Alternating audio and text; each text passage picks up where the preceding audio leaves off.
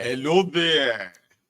So good morning to you, good afternoon to you, and good evening to you from wherever you are joining me from.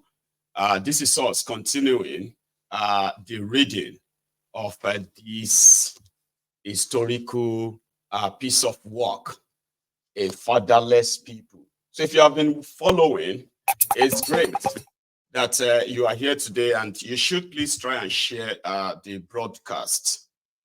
Although currently there is an ongoing, court appearance of Mazi Nnamdi Kanu, which is also a developing story. And we hope by the time we possibly get to the end of this chart, their verdicts would have been released. And I hope it is what we want it to be anyway, right? So yeah, share the broadcast. So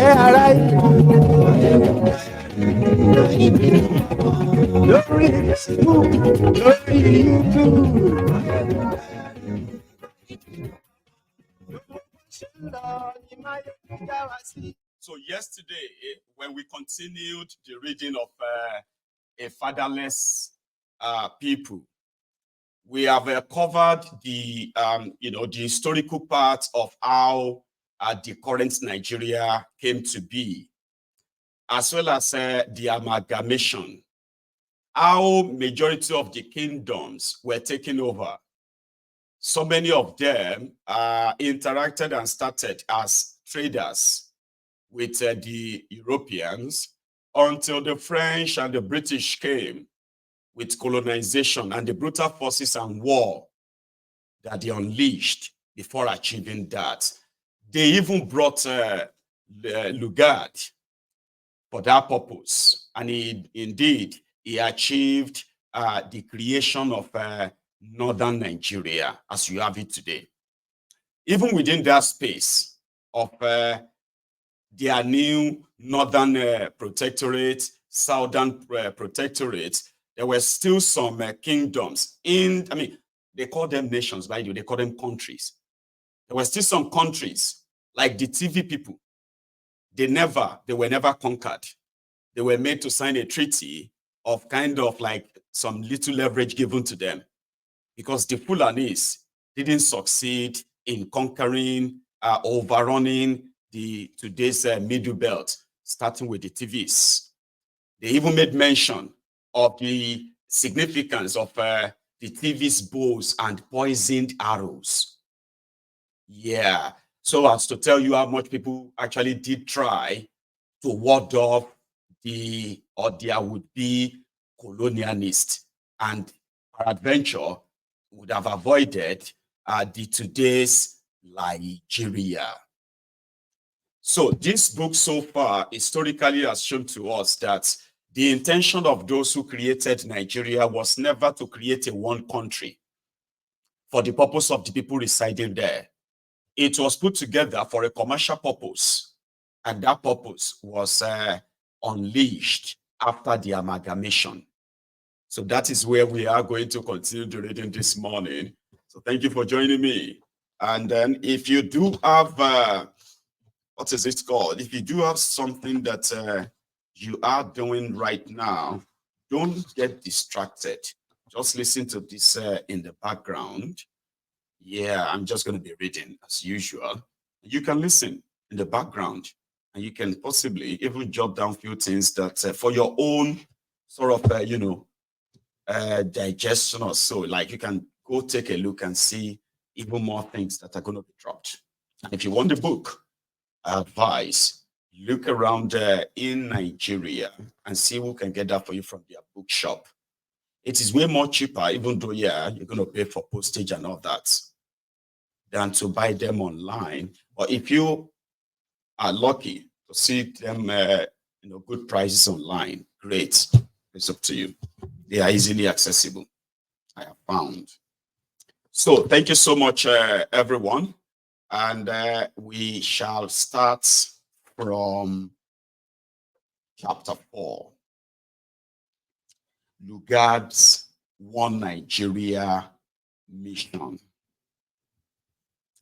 North and South managed to deploy in strikingly different patterns.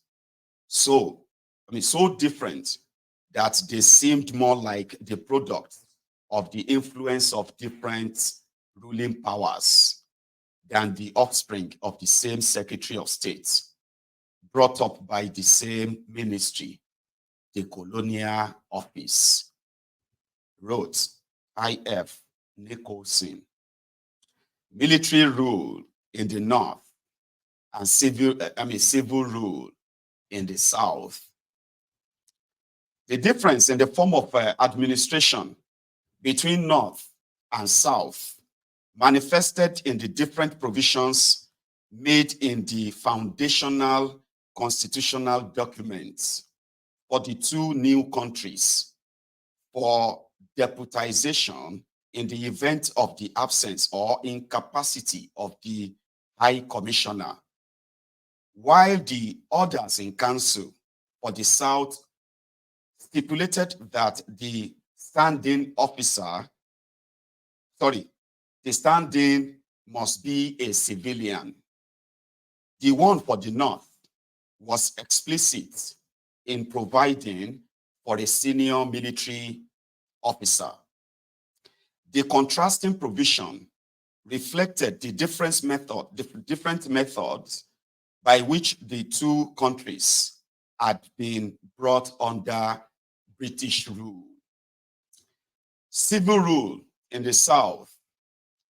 The colonization of the South was largely led by missionaries and traders in a form of soft colonization, which evolved over a period of more than 100 years.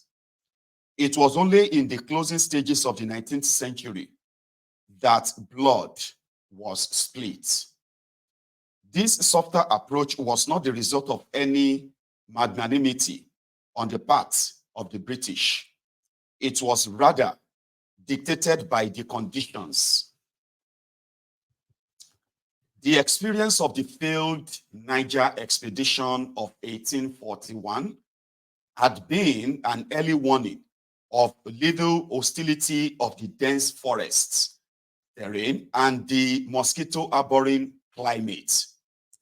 Direct military assault would have required protracted and costly warfare without any assurance of success, contrary to the policy of constructing the empire on the cheap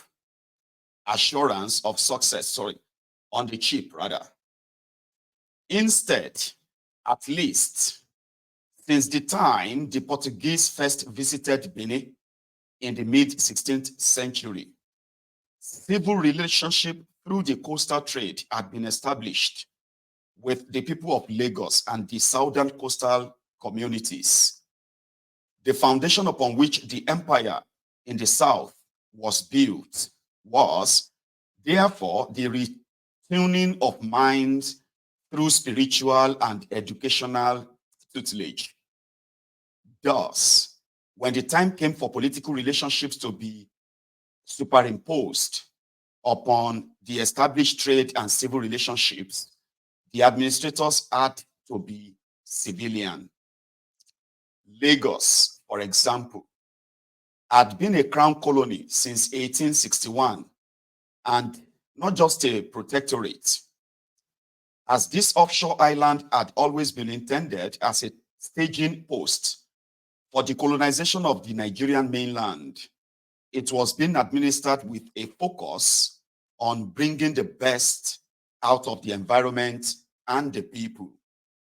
The approach to administration and development in the colony bore comparison with other British colonies in Australia, New Zealand, and the Caribbean at the time. It had harbour works, a railway, a race course, and a canal. The marshland was reclaimed and a sewage system was planned. The first High Commissioner for Lagos and the Yoruba Protectorate, William McGregor, set the mold. He began life as the second of 8 children of a farm worker in Towi, Aberdeenshire. I didn't see that coming, so I'm going to take that again. Okay. So talking about William McGregor.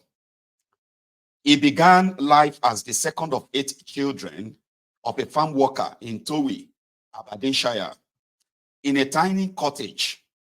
Poverty seemed likely to deprive him of the opportunity for higher education, but his brilliance and application at the village school greatly impressed the local schoolmaster, minister, and doctor.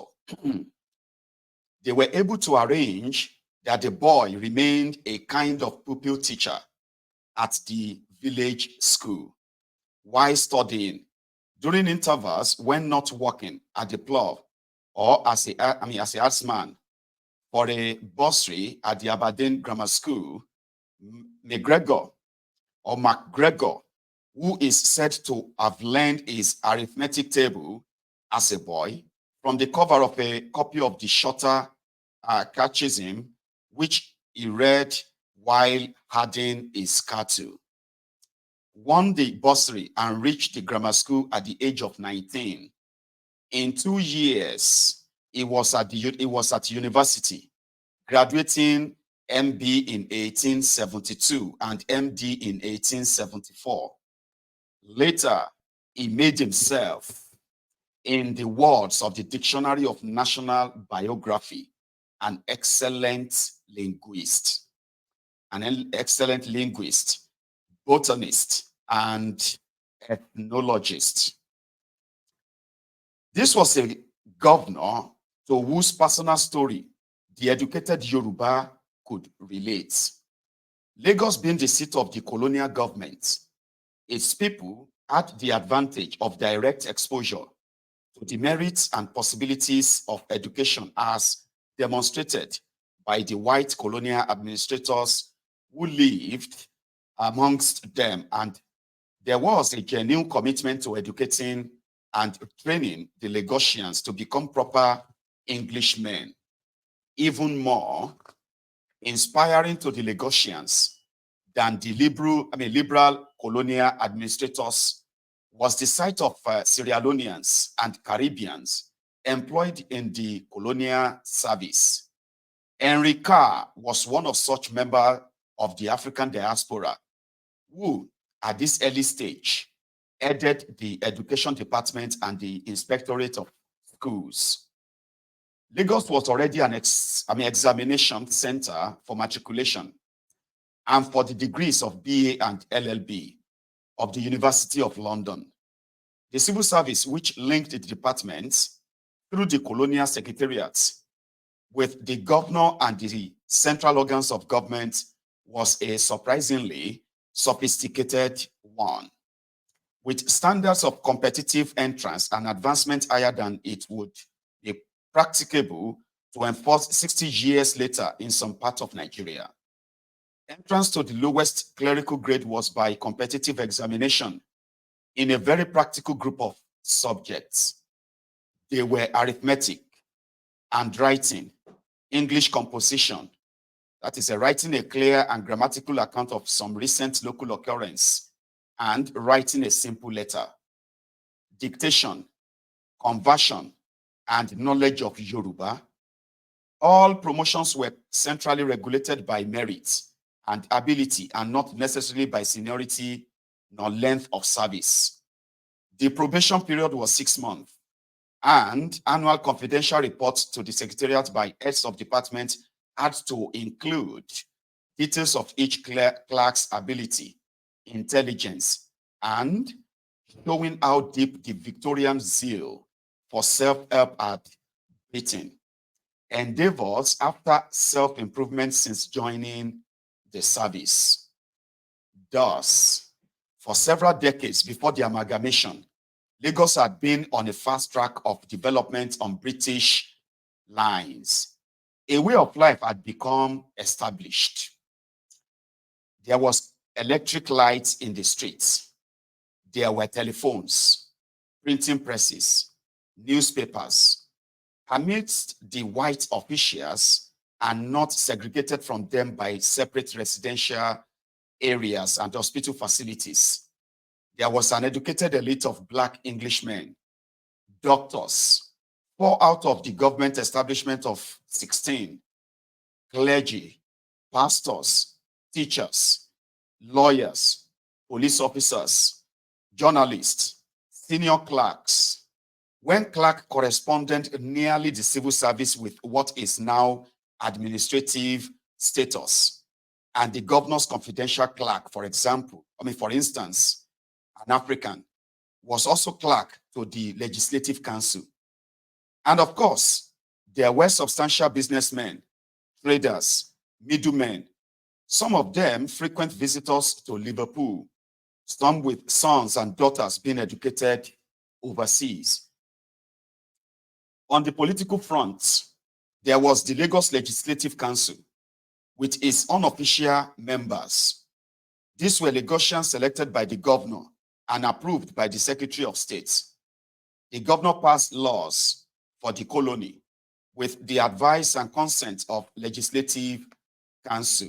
So see what the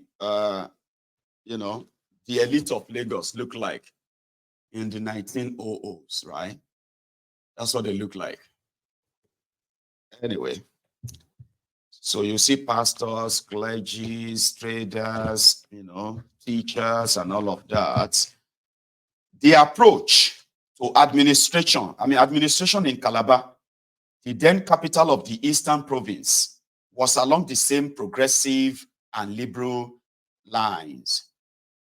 Like MacGregor in Lagos, MacDonald was a steadfast believer in consulting native opinion and in basing policy firmly on the wishes and aspirations revealed in the process of consultation.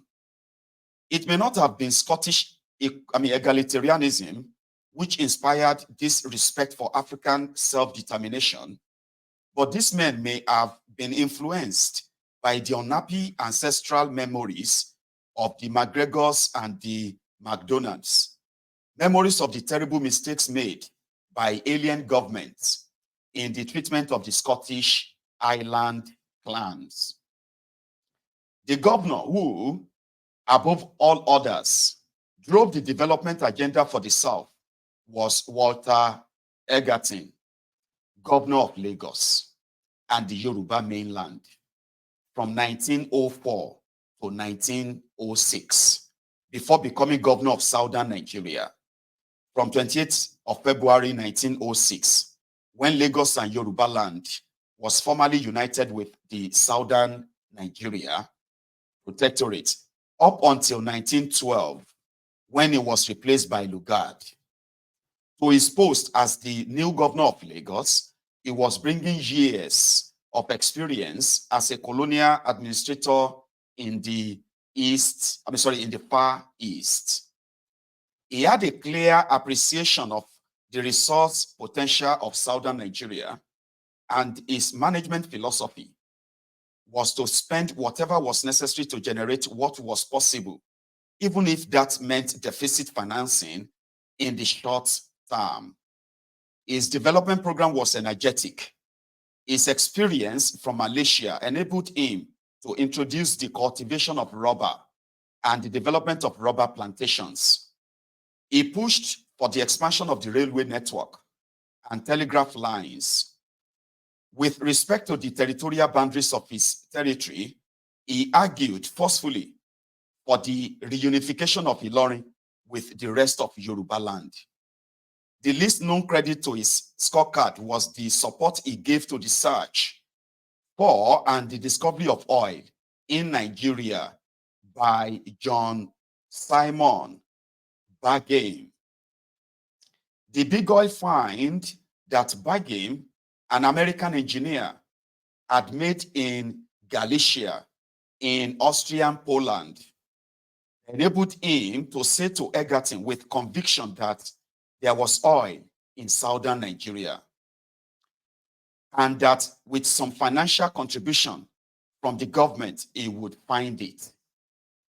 It was just the kind of development proposition that Egerton loved.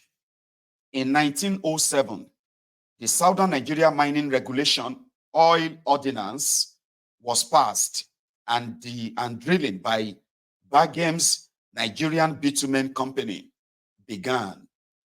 By November 1908, Bagem was able to repay Egerton's faith with the announcement that he had found oil.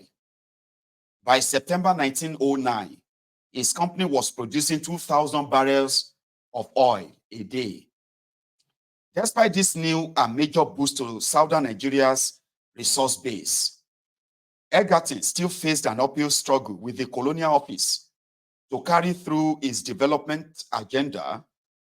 It was labeled extravagant, even though by 1912, when he was replaced as governor of southern Nigeria, he had built up accumulated reserve of nearly 1 million pounds sterling. Wow. They told us that oil was discovered in Oloibiri in 1957. That is not true. Oil was discovered in Nigeria in 1906. And we will find out where soon. Southern Nigeria was already producing 2,000 barrels of crude oil a day as far back as 1907. And by the time the governor that discovered that, Egerton, was removed, he had a reserve of over 1 million pounds sterling kept for the people of southern Nigeria. Let us continue. Military rule in the north. The administrators of the South's deliberate effort to teach, to elevate, and to influence by direct contact with their wards, to set them on the road to development, stood in marked contrast to the approach in the north. The military character of the administration was sealed by the choice of Lugard, the conquering soldier, as the colony's first high commissioner. He had the soldier's love of discipline and of ranks, each rank obedient through the official hierarchy to its head. For him, law and authority proceeded downwards. They were not working arrangements evolved through discussion and democratic process. In his political memoranda, Lugard placed the emphasis on pomp, pageantry, and strict protocol.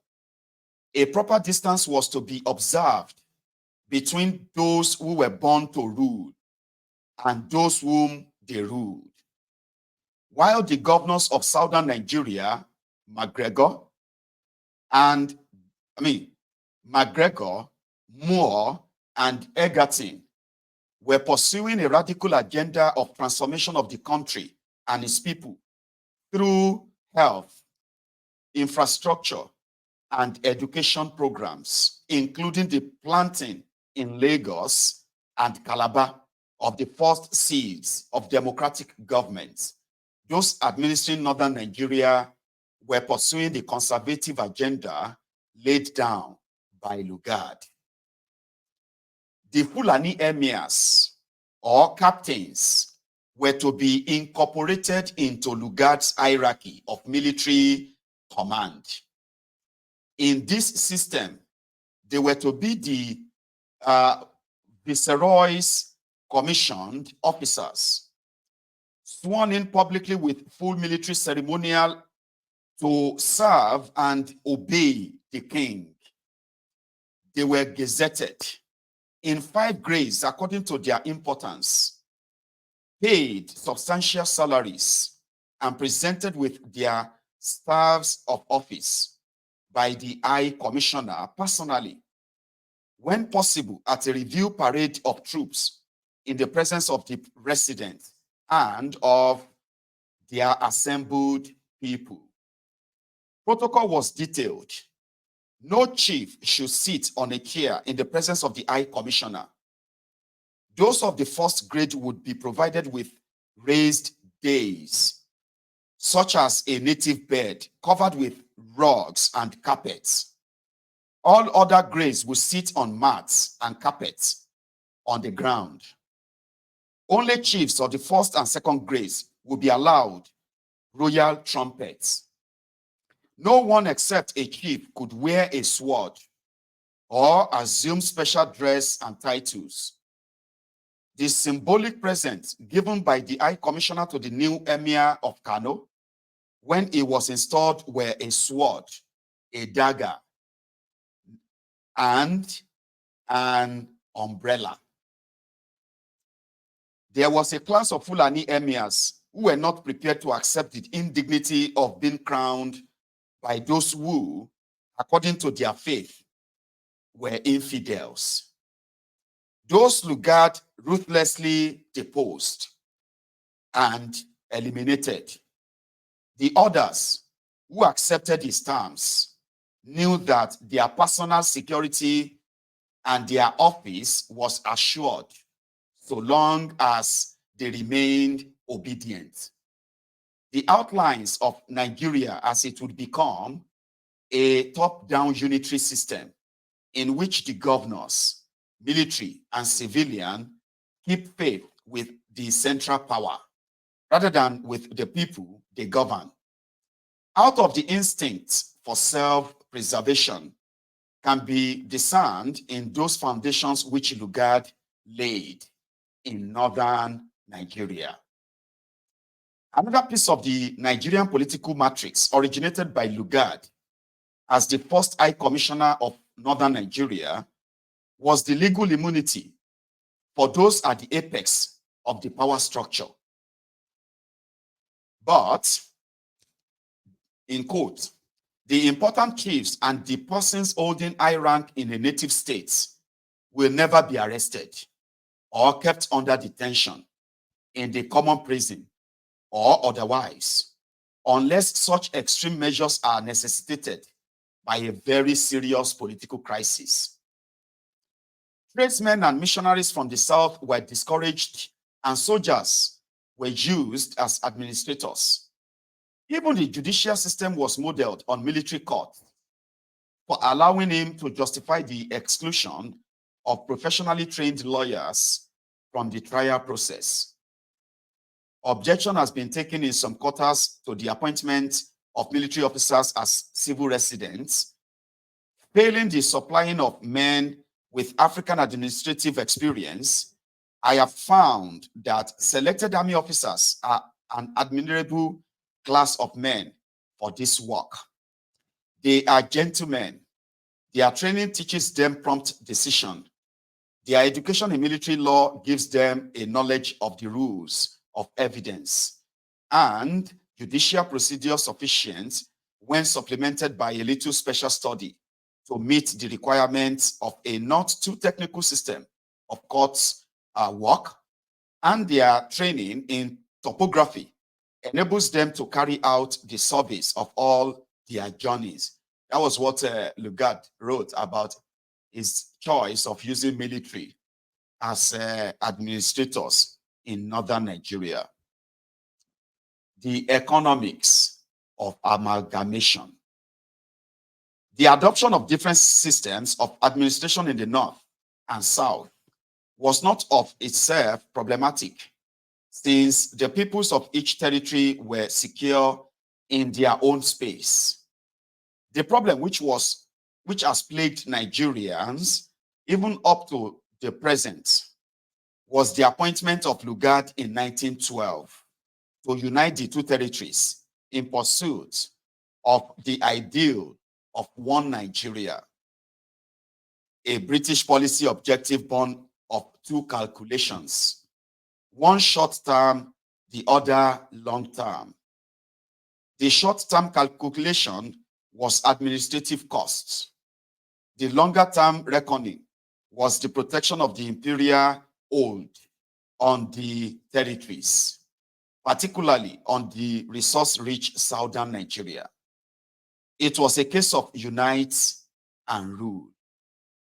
The Niger Committee had counseled delay for the amalgamation for the practical reason of the difficulty of finding the man with the right experience and physical constitution to cope with the climate.